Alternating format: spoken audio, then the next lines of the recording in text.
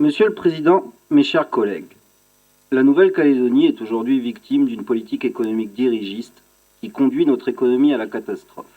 Cela est démontré par la toute dernière note de conjoncture de l'IOM, en date de juillet 2018, qui indique que l'indicateur du climat des affaires fléchit au premier trimestre 2018, moins 3,5 points, son niveau le plus bas depuis décembre 2016. La confiance des entreprises est à nouveau entamée, explique encore l'IOM, par un manque de visibilité concernant leur carnet de commandes et probablement par les incertitudes liées aux échéances institutionnelles. Les prix continuent d'augmenter, comme tous les Calédoniens peuvent le constater, et comme l'a souligné le dernier avis de l'autorité de la concurrence.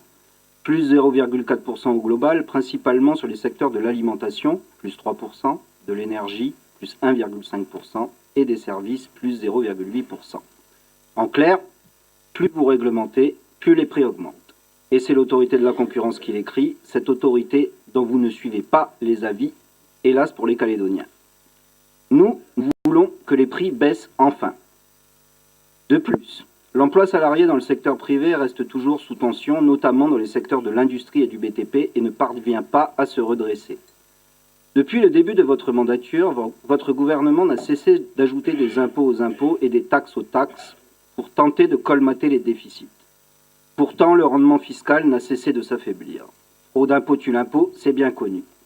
Le rendement de l'impôt sur les sociétés s'est effondré, passant de plus de 35 milliards en 2014 à moins de 28 milliards en 2017. L'impôt sur le revenu chute de presque 23 milliards en 2016 à 21 milliards en 2017. Autant de chiffres qui démontrent le naufrage de votre politique économique.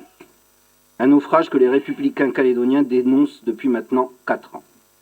L'autorité de la concurrence vous a averti des aberrations de votre politique de réglementation des prix. Mais vous n'en avez pas tenu compte.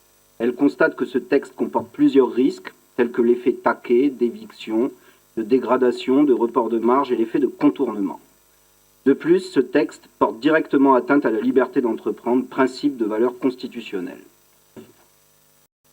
Au final, on ne peut faire qu'un constat d'échec puisque les prix ne cessent d'augmenter au détriment des consommateurs.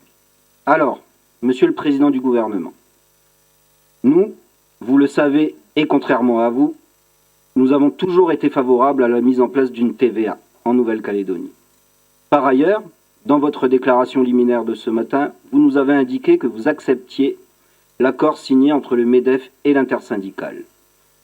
Nous tenons d'ailleurs à saluer l'initiative du MEDEF et de l'intersyndicale. Ce pari de l'intelligence qui a été rendu possible car les discussions ont eu lieu sans le gouvernement, permet de trouver un équilibre subtil entre baisse des prix et survie des entreprises. Pour que cet accord soit pleinement mis en œuvre, il faudra encore des amendements sur la délibération qui passera dans quelques jours et un arrêté pour étendre cet accord. Et compte tenu de la manière dont vous avez mené cette réforme, nous ne pouvons pas vous donner un blanc-seing sans la certitude que vous respecterez totalement les équilibres entre patrons et syndicats. Pour cette raison, nous nous abstiendrons sur ce texte. Je vous remercie.